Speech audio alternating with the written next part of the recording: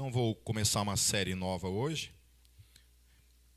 apesar que minha esposa queria que eu começasse um livro que eu estou devendo há tempo para ela, que ela quer que eu faça uma série no livro de Hebreus. É teu livro preferido, né, meu amor? Depois de 25 anos casado, um dos, né? Mas é isso. A humanidade, queridos, está dividida em dois grandes grupos hoje. Nós podemos dizer o grupo dos que não creem em Cristo e o grupo dos que creem em Cristo. Dentro do grupo dos que não creem em Cristo, nós temos aqueles que nunca ouviram falar do Evangelho, que, segundo os últimos levantamentos, algo em torno de 43% da população mundial nunca ouviu falar de Jesus, nunca teve acesso ao Evangelho. Quando eu me deparei com esse número, eu fiquei assustado, porque eu já achava que já estava quase o mundo todo evangelizado. No tempo do seminário, a gente ouvia falar muito de uma linha, junto à linha do Equador, que chamava-se janela 2040, acho que era isso. 1040? 1040, né? Isso. Errei por 10. Essa linha 1040, que eram os países que não haviam sido alcançados. Eu tinha um livro sobre intercessão mundial, onde mostrava a realidade dos países no mundo todo em questões de evangelização, né? E tinha alguns países que não tinham nem 1% cristão, praticamente zero cristãos habitando nesses países. Então, e quando me deparei com esse número, realmente fiquei bem assustado. Eu achava que nós estávamos perto da vinda de Jesus, porque uma das coisas que antecede a vinda de Jesus é o fato do Evangelho ser pregado em todo o mundo. Se é literalmente para todo o mundo, eu não sei, eu sempre falo isso. Mas essa é uma das evidências de que Jesus está voltando. Quando eu olho para isso, então, se for literalmente para todo mundo, a vinda de Jesus está muito longe. Então, você não vai ser arrebatado. Aquieta o facho aí, que provavelmente isso ficará para os nossos tataranetos, sabe Deus, quando a igreja vai conseguir alcançar esse êxito de pregar o evangelho para literalmente todo mundo. Porém, pode ser que não seja literalmente todo mundo, mas em todo o mundo, para todas as nações e não necessariamente para todo ser humano. E então as portas desse céu se abrirão e o nosso rei voltará. Amém? O segundo grupo é aqueles que ouviram do Evangelho, mas rejeitam o Evangelho, porque entendem que Jesus é irrelevante para as suas vidas. Eu escuto falar de Jesus, acha até Jesus um cara legal, um cara interessante, um grande mestre, um cara que ensinou muitas coisas boas, o tal do Jesus legal, o fã-clube que estraga, alguma coisa assim, mas não tem nenhum tipo de interesse de entender que tem uma necessidade de tê-lo em sua vida como Senhor e Salvador da sua vida, porque entende que não está tão perdido assim, ou porque olha para a questão salvífica como uma questão de um mérito próprio, algo que venha do esforço humano, que venha das suas forças, de algo que ele planta, de algo que ele pode alcançar por meio de si mesmo. E aí nós temos o segundo grupo, que é o grupo dos que creem em Cristo, que só Deus pode julgar quem se encontra de fato nesse primeiro grupo, que também se divide em dois grupos. No primeiro grupo, que são aqueles que de fato confessam Jesus como Senhor e Salvador das suas vidas e vivem as suas vidas totalmente voltada para essa realidade, de que Jesus de fato o salvou para algo muito mais do que livrá-lo do inferno. Tem gente que acha que Jesus morreu na cruz somente para livrá-lo do inferno e se contenta que a salvação, que o grande propósito eterno de Deus se resume a isso. E nós vamos ver que não é somente isso, que há outras coisas que competem nesse grande plano eterno que Jesus trouxe e inaugurou nesse mundo. Então, são pessoas que se ajustam a essa realidade e, como resposta ao que Jesus realizou na cruz, vivem as suas vidas diariamente focadas nisso, nessa missão de viver para a glória de Deus. Por um outro lado, nós temos também, dentro dessa parcela da humanidade, as pessoas que, da mesma forma, confessaram Jesus como Senhor e Salvador de suas vidas e são vencidos diariamente pelos seus vícios, pelos seus pecados, de alguma forma não conseguem ter a libertação de certas coisas que os oprimem, que os escravizam, que os mantém numa condição, ainda que salvos, aparentemente uma vida de escravidão. Não conseguem se libertar. Talvez todos nós, aqui nessa noite, tenhamos particularidades em relação a isso, né? Tem um camarada que às vezes eu vivo tendo discussões com ele, onde ele é muito bom assim, a apontar os erros dos outros e não consegue enxergar, não consegue ter a capacidade de enxergar os seus próprios erros. Então, é o tal do crente narcisista, né? O cara que não consegue perceber acerca de si mesmo, acerca dos seus pecados. Para mim, a maior tragédia que pode existir na vida de um ser humano é isso. É ele não perceber acerca de si mesmo, acerca dos seus pecados, acerca dos seus problemas. Se você tem essa capacidade de olhar para você e perceber o quão pecador você é uma pessoa agraciada por Deus. Isso é graça. Amém? Isso é graça. Amém? Certo? Pessoa que não se vê como pecadora tem um problema, né? Lá no meu WhatsApp está lá, ó. Sou um pecador salvo pela graça. Amém. Então tem esses pecados de estimação, alguns que confessam Jesus, aceitam para suas vidas a questão da decepção com pessoas, e por causa da decepção com pessoas, ou muitas vezes até mesmo com o próprio Deus, abandonam essa fé, né? Ou simplesmente decidem nas suas vidas não terem mais esse tipo de coisa aqui, que é a convivência, que é a comunhão com outros irmãos em Cristo Jesus. Eu me decepciono com pessoas, né? E nós escolhemos então não caminhar mais com pessoas. Eu fico pensando quantas dezenas de vezes eu tive oportunidades para usar isso para a minha vida e não querer mais estar, principalmente com vocês, seus miseráveis, né? Certo? Verdade? Quantas vezes eu falei assim, olha, não aguento mais essa cambada, né? Vou arrumar outra coisa para fazer na minha vida. Mas vem o Espírito Santo e fala outras coisas para a gente. Fala, não, vai lá, continue lá. Sempre tem espaço para mais um miserável que nem você. Então, ou pessoas que esfriaram na fé, de acordo com a caminhada, né? Eu sempre falo isso, que maturidade na fé sempre tem uma conotação negativa. Pessoas maduras na fé, geralmente, são pessoas que estão cansadas de servir, cansadas da igreja, cansadas de esperar algo da parte de Deus, cansadas de ler a Bíblia, cansadas. Aí você olha para as Escrituras, os grandes homens de Deus que Deus chama os caras quase lá com o pé na eternidade, né?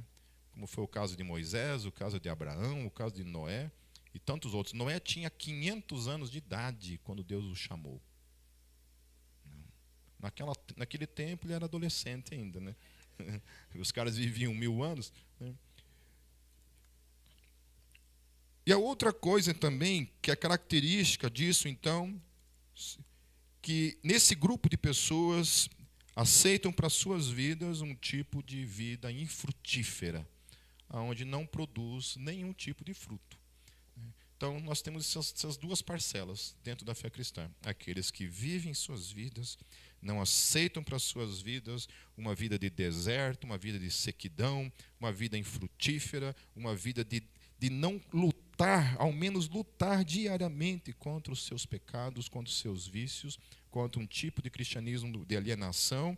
E do outro lado nós temos aqueles que se entregam para o pecado, se entregam para uma vida de alienação e decidem viver as suas vidas, então, longe de qualquer coisa relacionada a servir a Deus. Então, Jesus, ele não apenas salva as pessoas do inferno, mas ela dá a elas um significado, um propósito e, especialmente, uma missão. Amém? Então, nós que confessamos Jesus em nossas vidas, como Senhor e Salvador em nossas vidas, nós precisamos entender isso, que se a nossa vida tem significado é por causa dele. Porque eu não consigo conceber a minha existência sem Jesus. Para mim, se você tira Jesus da minha vida, perdeu todo o sentido e o propósito da minha existência. É isso que diferencia a cosmovisão cristã. A proposta cristã, ela diferencia de tudo que existe nesse mundo. Porque a outra opção, radicalmente oposta a essa, seria o ateísmo. O ateísmo ele é uma coisa assim, muito interessante, o fenômeno do ateísmo, porque ele diz muito respeito a uma faixa etária do ser humano. É quando não tem muita conta para pagar, não tem muita luz, né? Aí o ateísmo ele gosta de imperar. Agora, quando você é uma pessoa que começa a ter certas responsabilidades na sua vida e você percebe que existir sem um propósito, sem um significado, não é uma tarefa fácil. Eu admiro quando uma pessoa procura, assim, sabe, viver uma vida não crendo na existência de Deus, mas de alguma forma você vê que a pessoa ela não consegue viver sem um propósito, sem uma razão. Ela se apega a certos valores, que são valores absolutamente sem sentido algum, uma vez que Deus não existe, e aí tenta se apegar a isso para tentar dar um sentido na sua vida. Então, a vida sem Jesus, sem esse ser que se revelou no tempo e na história, ela perde de fato o significado, e a outra coisa que ela perde também é o propósito. Qual que é o propósito da existência? Esses dias eu precisei falar para um jovem que estava falando a respeito de uma questão de uma escolha a nível quase que definitivo para a sua vida, e eu confrontei aquilo que essa pessoa estava falando, e a pessoa falou isso, tá, mas e como é que fica eu, né? E as minhas questões, e as minhas vontades. E uma das coisas que eu falei para essa pessoa, eu falei assim, olha, ninguém existe para si mesmo. Uma das coisas da fé cristã é isso, ninguém vive para si mesmo. Nós existimos para Deus, nós existimos para o outro. Nenhum ser humano é uma ilha. Nada na natureza, nada na criação existe para si mesmo. Tudo existe para o outro. Então, eu existo para vocês, vocês existem para mim. Amém? E nós existimos para Deus. O inverso disso, obviamente, que é uma vida voltada somente para si mesmo, né? Onde lasquem-se as pessoas e a gente se preocupa apenas com a gente mesmo. E a outra coisa, então, é que Jesus ele dá uma missão para cada um de nós. Você, querido, que está aqui nessa noite, cada um de nós temos uma missão. Se nós estamos cumprindo essa missão ou não, aí é uma questão que cada um de nós temos que dar uma resposta para essa missão. Mas cada um de nós temos uma missão nesse mundo. E nós prestaremos contas dessa missão no último dia. Quando chegarmos diante do Senhor e apresentarmos o que fizemos com essa missão. Cumprimos essa missão? Missão dada e missão cumprida? Ou missão dada é algo que a gente coloca lá nos últimos segundos, talvez, da nossa vida? Missão dada e missão cumprida, meus queridos? Amém? Não fala amém se não está disposto a pagar o preço, hein? João 15:8, queridos. Jesus ele diz assim, nisto é glorificado o meu Pai, em que deis muito fruto, e assim vos tornareis meus discípulos. Amém? Amém? Estão com medinho de repetir? Vamos repetir então, comigo, vai lá.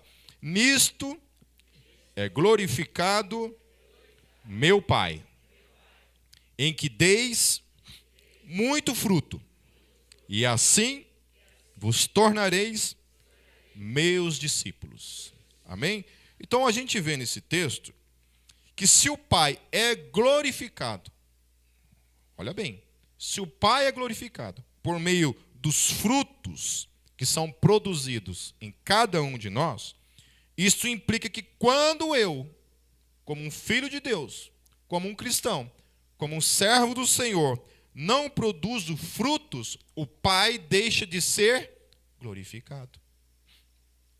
Amém? Certo? Então, produzir frutos é glorificar o Pai. Então, dizer que ama a Deus e não produzir frutos, tem alguma coisa errada nessa afirmação. Nós fomos chamados para produzir frutos. Não devemos aceitar para a nossa vida nenhum tipo de sequidão nesse quesito. A Bíblia é muito clara, meus queridos.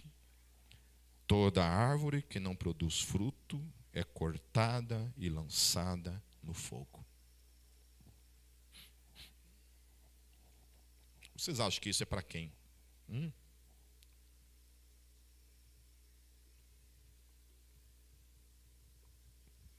Então, o chamado do discípulo, queridos, ele implica em pelo menos 5 questões. O primeiro chamado é viver uma vida que reflita a santidade daquele que habita dentro de nós. Amém?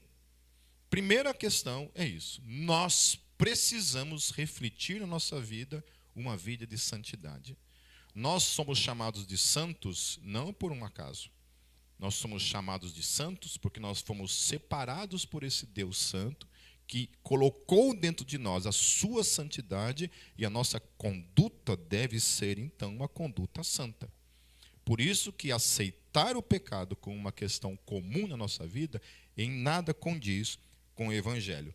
Olha só, uma das maiores incompreensões relacionadas à salvação pela graça vem da concepção de que se somos salvos pela graça, e portanto não por obras, então podemos pecar à vontade. Já ouviram isso?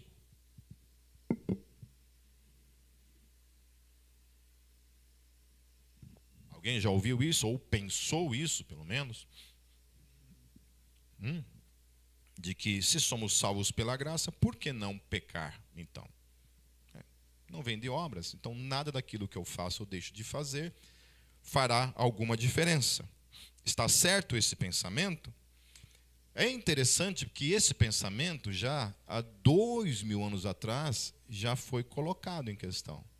Lá nos primórdios da igreja primitiva, tinha gente que já colocava em xeque essa máxima da fé cristã, que a salvação é pela graça. Então, lá em Romanos 6, abram suas Bíblias em Romanos 6, nós vamos ler o capítulo todo.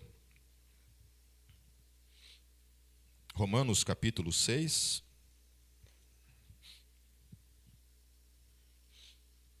Paulo havia tratado a questão da salvação pela graça. E Paulo, já antevendo essa questão de que alguns poderiam achar que pelo fato de que a salvação é pela graça, portanto temos uma deliberação para pecar à vontade, Paulo vem e fala assim: que diremos, pois? Permaneceremos no pecado para que a graça abunde? Ele fala: de modo nenhum. Nós que estamos mortos para o pecado, como viveremos ainda nele? Ou não sabeis que todos quantos foram batizados em Jesus Cristo foram batizados na sua morte? De sorte que fomos sepultados com ele pelo batismo na morte, para que, como Cristo foi ressuscitado dentre os mortos, pela glória do Pai, assim andemos nós também em novidade de vida. Amém? Ou seja, é uma nova vida. Não pode ser mais a mesma vida. Não faz sentido. Alguém vai, me salva de uma morte, e eu vou lá agora, porque o cara me salvou daquela morte. Aquilo não foi um mérito meu, foi alguém que foi lá e me salvou, porque eu, por mim mesmo, teria morrido, seria condenado. Agora, a minha resposta para com esse salvamento é eu agora ficar lá agora o tempo todo brincando de morrer, para que seja salvo. Entenderam? Ok? E aí ele continua, lá no versículo 5. Porque se fomos plantados junto com ele na semelhança da sua morte, também o seremos na da sua ressurreição. Sabendo isto, e aí entra a parte linda da resposta do apóstolo Paulo, que o nosso velho homem foi com ele crucificado, para que o corpo do pecado seja desfeito, para que não sirvamos mais o pecado. Então, a salvação pela graça não é somente uma salvação do inferno, é uma salvação dessa escravidão para com o pecado. Por isso que responder à salvação pecando mais não faz sentido. Porque Jesus me salvou a todos nós, para tirar essa escravidão, esse poder que estava sobre nós. Por isso que eu falei lá, que o cristianismo é dividido entre dois tipos de pessoas.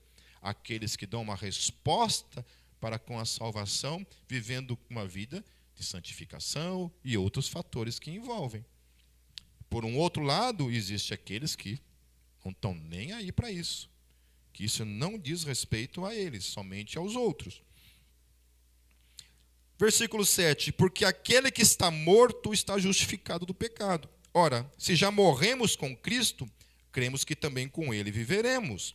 Sabendo que, tendo sido Cristo ressuscitado dentre os mortos, já não morre, a morte não mais tem domínio sobre ele.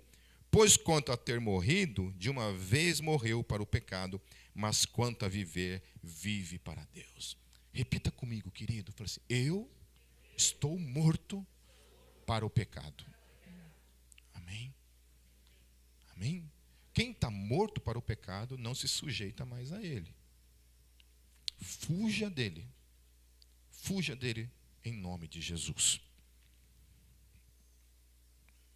Assim também vós considerai-vos certamente mortos para o pecado, mas vivos para Deus em Cristo Jesus nosso Senhor. E aí ele fala, não reine, portanto, o pecado em vosso corpo mortal, para lhe obedecermos em suas concupiscências. Por isso que a proposta para Paulo não fazia o menor sentido. Querido, você foi liberto, como que cogita uma coisa dessa? Quer voltar para a escravidão? Nem tampouco apresenteis os vossos membros ao pecado por instrumento de iniquidade, mas apresentai-vos a Deus como vivos dentre os mortos, e os vossos membros a Deus como instrumentos de justiça. Aleluia. Porque o pecado não terá domínio sobre vós, pois não estáis debaixo da lei, mas debaixo da graça. Por quê? Pecaremos porque não estamos debaixo da lei, mas debaixo da graça? De modo nenhum. Não sabeis vós que a quem vos apresentardes por servos para lhe obedecer, sois servos daquele a quem obedeceis, ou do pecado para a morte, ou da obediência para a justiça. Então, obedecer o pecado é o quê? É servir a quem? Ao pecado. Obedecer a Deus é servir a Deus. Por isso que o pecado não pode ter domínio sobre mim. Porque Jesus já me deu, por meio do Espírito que habita em mim, em cada um de nós, o poder para vencer o pecado. Amém? Então nós temos hoje uma geração que, em resposta a isso, não somente hoje, isso sempre existiu na história da igreja, pessoas que pensam assim, que pensam que têm o Espírito Santo, que confessam Jesus como Senhor das suas vidas, mas aceitam o pecado como uma possibilidade, como uma coisa a ser vivida todos os dias de um modo natural, sem que isso traga sobre mim nenhum tipo de implicação. Amém? Essa madrugada, enquanto minha esposa dormia, eu estava orando. Orando e me quebrantando, chorando diante de Deus, e falando assim, Pai, tem tanta coisa em mim que eu preciso que o Senhor mude. Tenha misericórdia de mim, Senhor. Eu não aceito para a minha vida ainda errar em algumas questões que eu ainda continuo errando insistentemente. Eu preciso de libertação na minha vida, me ajude. E eu chorava diante de Deus, clamando a Ele por graça e misericórdia. Poderia ser o contrário, eu poderia simplesmente não estar nem aí para as questões. Estar achando num tipo de ilusão que eu posso viver a minha vida de qualquer jeito, que para Deus está tudo certo. Eu posso servir o pecado, que para Deus está tudo certo. E o que o texto está dizendo é que se eu sirvo o pecado, automaticamente eu não sirvo a Deus. E se eu sirvo a Deus, automaticamente eu não sirvo o pecado. Eu não estou falando, meus queridos, de impecabilidade, de que você nunca mais vai errar, que eu nunca mais vou errar. Não é disso que eu estou falando. Mas eu estou falando de uma vida aonde a gente se encontra numa situação de alienado para com o pecado, aonde o pecado não traz mais nenhum tipo de inquietude na minha vida. Sabe, você não precisa levantar a mão. Mas se ao pecar, a consciência deixou de pesar, alguma coisa está errada. A mente já está cauterizada. E é muito perigoso caminhar assim. É muito perigoso. Uma coisa maravilhosa é isso. É quando a gente peca, não é maravilhoso pecar. Mas é quando a gente peca e a gente perde o sono, a gente perde a nossa paz, a gente não consegue orar, a gente fica naquela inquietude até ir diante do Senhor e confessar o pecado. Amém? Se isso não está acontecendo em mim e em você, queridos, isso é muito preocupante.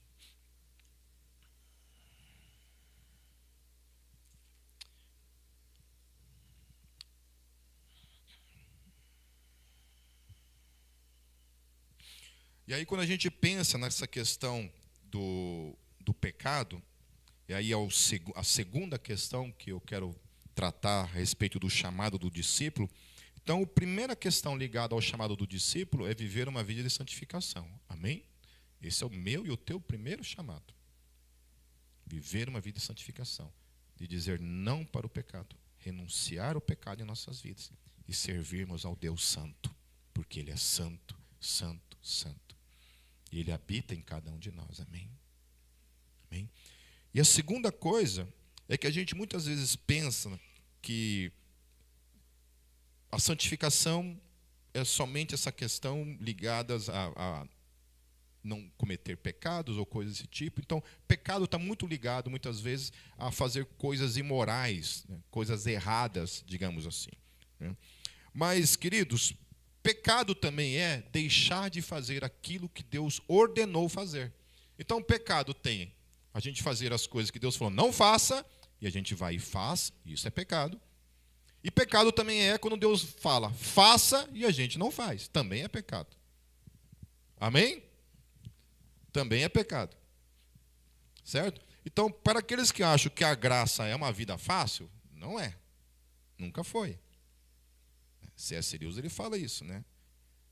Quer escolher uma religião fácil? Escolha qualquer coisa. Vai soltar pipa. Qualquer coisa da sua vida. Menos cristianismo. Aquilo que Jesus trouxe sobre os seus discípulos é algo muito pior do que a lei. Porque na lei era assim, ó, pecado era quando você fazia uma coisa. Jesus tornou o pecado a intenção do coração. Não preciso matar ninguém. Se eu tenho vontade de matar, e eu tenho todo dia, né, você já pecou. Os pecados na sexualidade antes era somente quando havia realmente um contato físico entre dois corpos. Agora não. Daqui já começa. Eu não preciso pecar. Não preciso sair da minha casa, não preciso fazer nada. É só aqui na mente. Aqui, ó. Eu peco. Então, Jesus ele complicou algumas coisas. E aí, o evangelho, queridos, o chamado do discípulo, a segunda questão é que o discípulo ele precisa ter uma vida de oração. E aí eu sei que essa é a luta de quase todos nós. Manter uma vida de oração é um desafio. Admiro aqueles que conseguem ter uma vida de oração assim, que flui de si, que consegue com facilidade ter uma vida de oração, mas eu sei que isso são poucos, que a grande maioria vai ter que lutar muito para ter uma vida de oração diária. Porque o texto fala assim, orai sem cessar. Orai sem cessar. Ore o tempo todo. A terceira coisa, que é aquilo que talvez seja o maior pecado de muita gente hoje, é aquilo que Hebreus 10, 25 diz. Não deixando a nossa congregação, ou a nossa comunhão, como é costume de alguns, antes admoestando-nos uns aos outros, e tanto mais quando vedes que se vai aproximando aquele dia. Então existe toda uma movimentação de pessoas hoje que tem o seguinte raciocínio: igreja sou eu, e eu sou o templo do Espírito Santo. Se a igreja sou eu sou o templo do Espírito Santo, eu não preciso disso daqui. O meu chamado é para que eu tenha comunhão com Deus, ponto final. Mentira. Não é verdade isso. A história não acaba aí. É verdade que nosso chamado era para que a gente tenha comunhão com Deus e que Deus habita em nós e que nós somos o templo do Espírito Santo. Mas templo é uma coisa, eclésia, igreja, é outra coisa. Eu tive uma discussão com um cara no Facebook, há uns meses atrás, a respeito disso, porque ele confunde toda hora. Ele acha que quando eu falo de igreja, ele acha que eu estou falando de templo. Não, mas templo somos nós. Não, peraí, eu não estou falando de templo, estou falando de igreja. Templo somos nós, mas igreja é uma outra coisa. Igreja, essa palavra eclésia, eu já falei isso aqui diversas vezes. A palavra eclésia não é a composição de uma pessoa. Eclésia, no grego, era literalmente, essa palavra ela foi tirada da cultura grega, que era literalmente a assembleia da cidade. Quando a cidade se reunia como uma assembleia, aquilo era chamado de eclésia. Ou seja, aquilo era literalmente uma igreja. A palavra eclésia se tornou praticamente, nós, como é que fala? Patenteamos essa palavra. Né? Praticamente ela pertence ao cristianismo, porque hoje quando você fala, sei lá, uma reunião, você não chama aquilo de igreja, você só chama de igreja quando os cristãos se reúnem. Mas naquele contexto não era isso. Igreja era toda a reunião. Quando pessoas se reuniam, aquilo era chamado de igreja. Então não fazia sentido algum para um grego, aonde ele estivesse, e ele ouvisse assim, olha, tem uma igreja ali. Aí ele olhava, estava um cara no canto lá. Falei, onde você está vendo igreja? Tem uma pessoa ali. Não, ele é uma igreja. Não, não é não. É uma pessoa. Não é igreja. Não, querido. Muda o nome. Use outra palavra, só não use a palavra igreja, porque não é igreja. Igreja é isso aqui. Eu não sou igreja quando eu estou fora daqui. Eu faço parte da igreja. Mas o PIP não é igreja. Eu faço parte da igreja, porque a igreja é ajuntamento. Amém? Ah, mas então você está dizendo que eu não sou templo do Espírito Santo? Não misture as duas palavras. Templo é uma coisa, igreja é outra coisa. A eclésia é isso daqui. E todos nós fomos chamados para isso daqui. Então é um erro do diabo colocado na mente de muitos de nós de cogitar que nós somos igreja sozinho. Nós não somos igreja sozinhos. Amém? Nós só somos igreja porque nós somos, todos nós, a igreja. Somos a eclésia do Senhor. Amém? Por isso que na igreja primitiva não havia essa concepção de que o cara era um cristão sozinho, de que ele não queria andar com os apóstolos, com os demais discípulos, porque ele era igreja sozinho lá na casa dele. Então, mas a igreja se reunia nas casas? Sim, mas era uma reunião, não era? Ou era o cara lá sozinho? Não, era uma reunião. Tinham várias pessoas? Tinham. Eclésia é quando 2 ou mais estiverem reunidos em meu nome, ali eu estarei. Isso é eclésia. Amém? Certo? Então, queridos, volto a falar. Pecado de imoralidade, pecado de fazer aquilo que Deus ordenou não faça, eu vou e faço. Isso é pecado. E pecado de não fazer aquilo que Deus ordenou que eu devo fazer. Oração. E a segunda coisa, estar em comunhão. Há tanta coisa que pode ser falado somente nessa questão da impossibilidade de se viver a vida cristã fora da igreja, meus queridos. Depois a gente vai ver umas outras questões envolvendo o chamado do discípulo, que é necessário isso daqui. Sem isso daqui não existe chamado do discípulo. O discípulo foi chamado para isso daqui. Uma das coisas é: amai-vos uns aos outros como eu vos amei. Quem diz que ama a Deus e não ama seu irmão a quem vê, como pode amar a Deus? É mentiroso, a Bíblia está dizendo. Como é que eu amo as pessoas se eu não caminho com as pessoas? Se eu não estou junto com as pessoas? A gente estava numa conversa e uma das pessoas falou da questão do sentimento, né, de que o amor ele é um sentimento. Eu falei também, né, existe uma questão do amor ligada ao sentimento. Mas o amor cristão não é isso. O amor cristão ele não depende do meu sentimento, do meu sentir. Porque por sentir, diversas vezes eu não senti nenhum amor, às vezes nem pela minha esposa. E já vou falar antes que ela brigue comigo, mais ela ainda do que para mim, né? Mais ela ainda, quantas e quantas vezes, né? A Kátia nunca pensou em divórcio, mas assassinato, querido, várias vezes.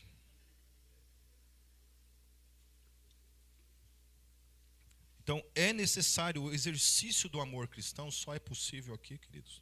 É difícil? É. Quantas vezes lá na Visconde de Guarapava, quantas vezes eu tive que entrar naquelas salinhas lá com pessoas que estavam quase se matando e tinha que conversar. Né? Uma das coisas que a Gólgota tinha como característica no começo era isso, a gente sempre sentava para resolver, não tinha conversa. Brigaram, vamos sentar, vamos resolver. É igreja, tem que viver junto, né? Esse negócio de chegar na igreja e não olhar na cara do irmão, isso aí, meu filho, aqui não. Amém? Se eu ver, vai ter. Vai sentar na salinha assim. Vai ter que ficar lá 5 minutos abraçado do irmão, assim, dizendo que ama, assim, repetidamente. Amém? Então, melhor não brigar, para não passar mico depois. Amém, queridos? Então, ter uma vida de oração e andar em comunhão. A quarta característica, que implica também em pecado, é o desenvolvimento dos nossos dons. Lá em Efésios 4, versículo 7, e eu vou pular alguns versículos, mas seria bom você ler comigo. Efésios 4, 7, estou quase encerrando, queridos, para dar tempo de sobra para vocês encherem a pança lá.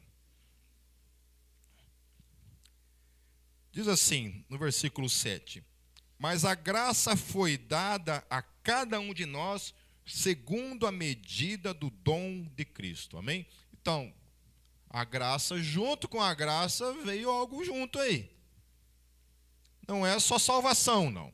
Junto com a graça veio algo da parte do Espírito Santo, que olhou para mim, para você, e falou assim, esse aqui vai ser pastor, esse aqui vai ser uma pessoa de oração, esse aqui vai ser um evangelista, esse aqui vai ser um discipulador, esse aqui vai ser um missionário, esse aqui vai gostar de servir, né? Eu sempre falo também, primeira vez que eu vou falar, na verdade. O Sheldon mesmo é uma pessoa que tem esse dom da diaconia, do serviço, né? Muito forte nele. Ele chega aqui, ele monta tudo sozinho, praticamente, depois desmonta. Ele vai na minha casa, sai da casa dele, vai na minha casa para ajudar a carregar o carro, porque eu estou velho e descadeirado. E aí ele vai lá, me ajuda a carregar o carro, chega aqui, ele desmonta o carro sozinho, eu fico só dando força moral para ele. Depois ele desmonta tudo, leva de volta para o meu carro, vai lá na minha casa, descarrega no meu carro, na minha casa o carro e depois vai para casa. Entende? Então, isso é chamado. Glórias a Deus, pelo Deus te mantenha. Não se desvie jamais. Em nome de Jesus, Sheldon, que eu vou atrás de você.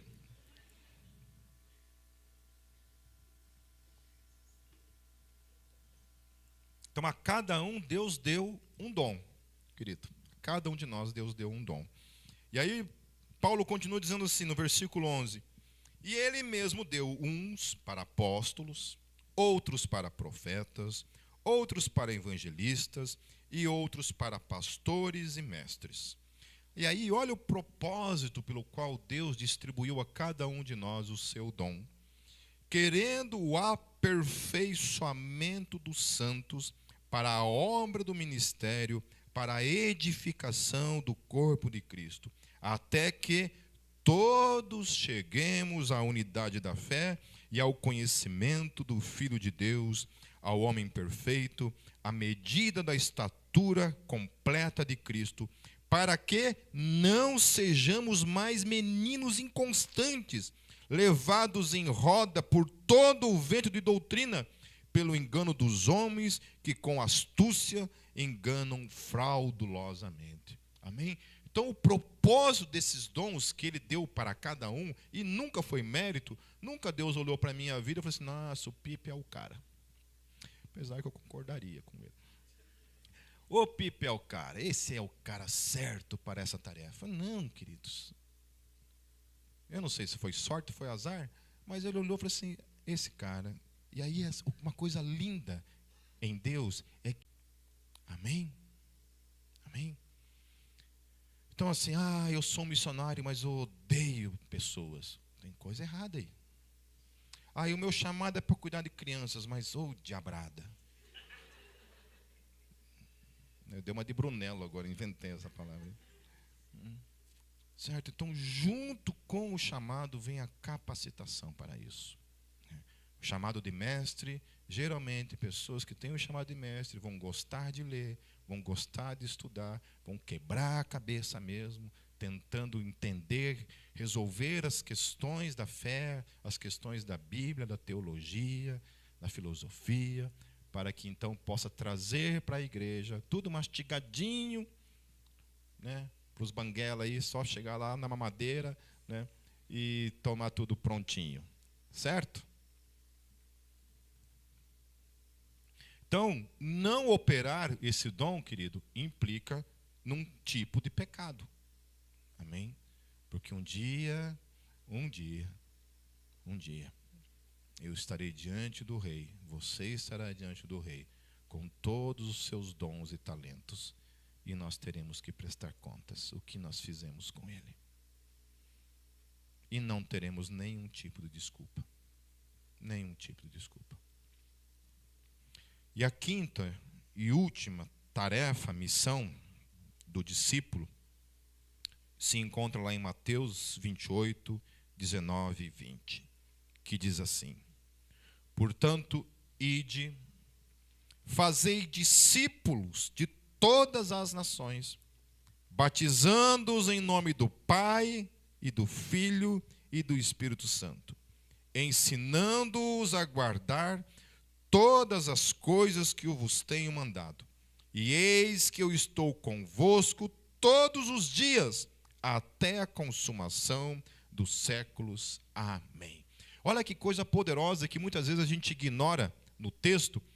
Eu estive trabalhando esse versículo com os homens no sábado retrasado, que é uma coisa interessante, porque ele fala assim, vá, pregue o evangelho. Todos nós temos essa tarefa, amém? Ou essa tarefa é somente para os apóstolos? Não, todos nós temos que pregar o evangelho. Todos nós devemos ser testemunhas. Amém? Eu tenho vergonha. Vocês não me conheceram há 33 anos atrás, queridos. Pense num jacu do mato. Pense num homem que chegava na igreja assim, sentava na última cadeira, assim, se tivesse um buraco na parede, me enfiava dentro. Um cara extremamente tímido. Eu ainda sou tímido, não parece, mas eu sou. Né, amor? Eu sou timidinho. Né?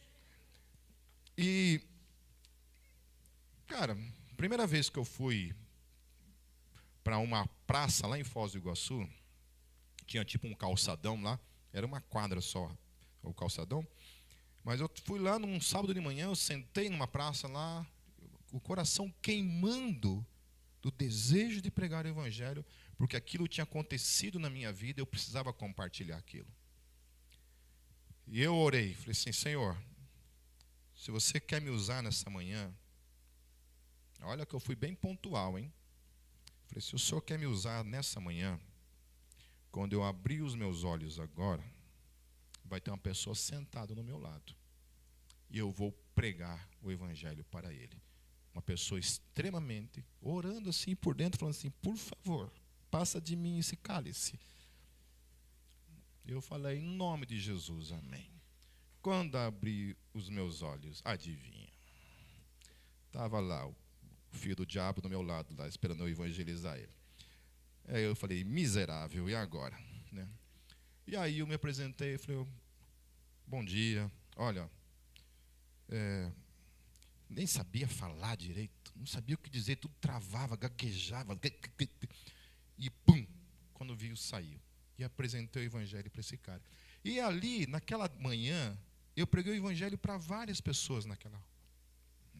E muita gente acha que para mim é fácil até hoje. Para mim é muito difícil quando eu viajo com o desertor, quando a gente vai tocar com o desertor, porque daí eu não estou no meu ambiente confortável, que é aqui, porque aqui todo mundo vai concordar, e aí de vocês, se não concordar, joga uma garrafa. Né?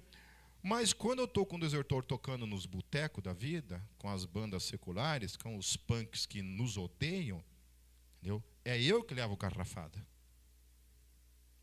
E todas as vezes, meus queridos, sem exceção, eu estremeço, eu tenho medo. Eu tenho medo. Eu sou intimidado. Satanás me intimida. Eu fico com medo. Entendeu?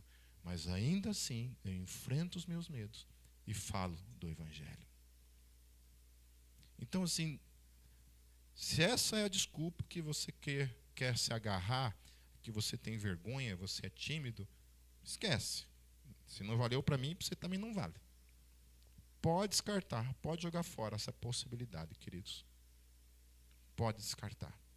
Não tem timidez que você possa se apegar, que impeça você de pregar o evangelho, de testemunhar do evangelho. E outra coisa, ore, porque era sempre assim. Eu orava, a gente saía com um grupo de jovens na igreja presbiteriana, a gente saía assim e orava assim, Senhor, coloque no nosso caminho aqueles que o Senhor quer que a gente pregue o evangelho. E era assim, batata. Às vezes a gente mal saía do portão da igreja, as pessoas já nos paravam para que a gente pregasse o evangelho. Eu vou escrever um livro ainda de testemunhos falando de quantas experiências aquele grupo de evangelistas da igreja presbiteriana tiveram nas ruas por pessoas que nos paravam para ouvir do evangelho. Não era nem a gente. Eu acho que Deus olhou assim, tá bom, vou dar uma chance para esse jacu do mato aí que tem vergonha de chegar nas pessoas, e eu vou fazer as pessoas chegarem nele. E era literalmente isso que acontecia, meus queridos. Diversas e diversas vezes. A minha esposa eu encontrei. O cunhado não vai dedar para tua mãe ela, tá? Mas eu encontrei a Kátia, ela tinha 15 anos, né, amor?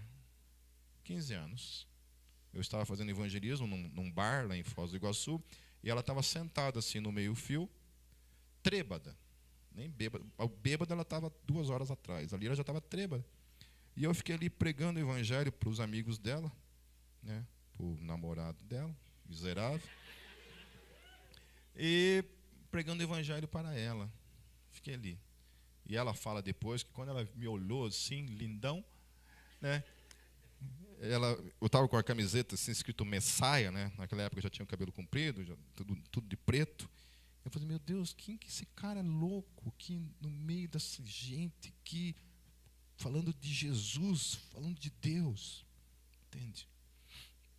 Pregando o evangelho, queridos. E é assim, nós temos que pregar o evangelho, porque 43% da população mundial está morrendo sem nunca ouvir falar do evangelho.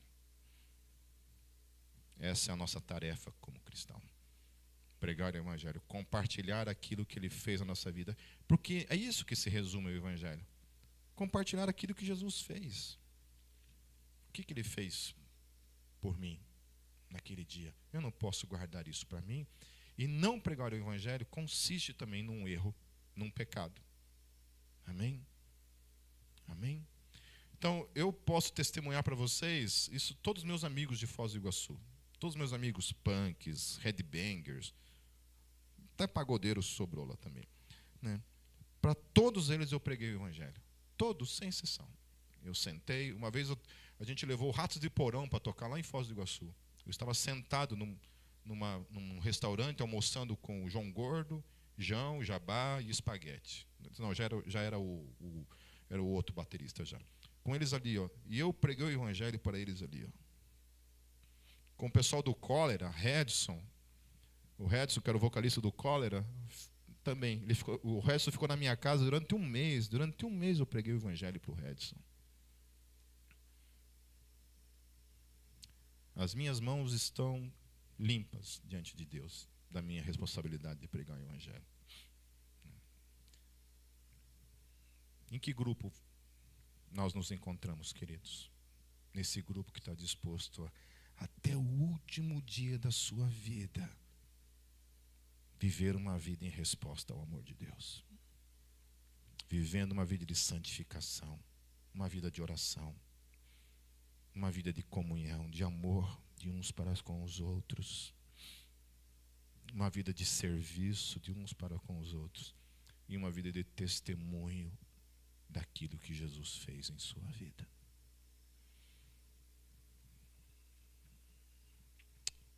Que a gente possa ser essa geração de Atos 17:6.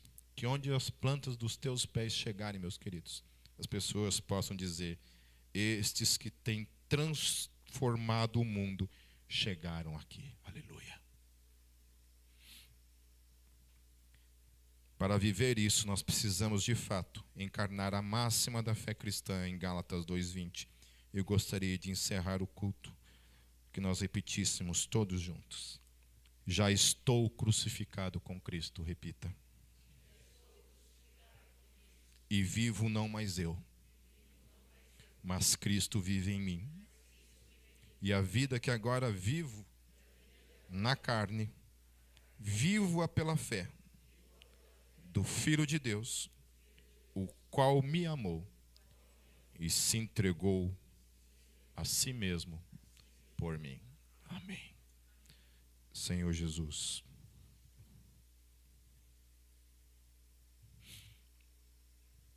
tua palavra diz que bem-aventurado o servo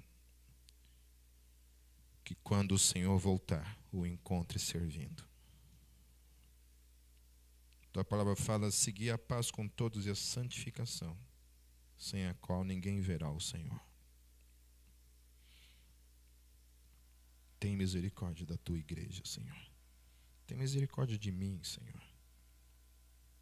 E de cada um de nós em nossas lutas, em nossos tropeços, em nossos pecados, nossas negligências, a forma relaxada como muitas vezes nós lidamos com tudo aquilo que o Senhor confiou a nós. Senhor Jesus, nós queremos ser uma igreja, Senhor, que vive uma vida de fato em testemunho e em resposta ao teu amor. Você é o nosso Deus, Senhor Jesus. Você é o nosso Senhor, o nosso Salvador. Você é aquele que vive em nós, Senhor, por meio do teu Espírito, que é santo, santo, santo, que foi enviado para nos ajudar, nos capacitar diante desse testemunho, que é uma tarefa que compete a cada um de nós. Obrigado, Jesus, e nos ajude a encerrar a nossa carreira, a caminhar até o fim, debaixo da tua luz. Em teu nome, Jesus. Amém.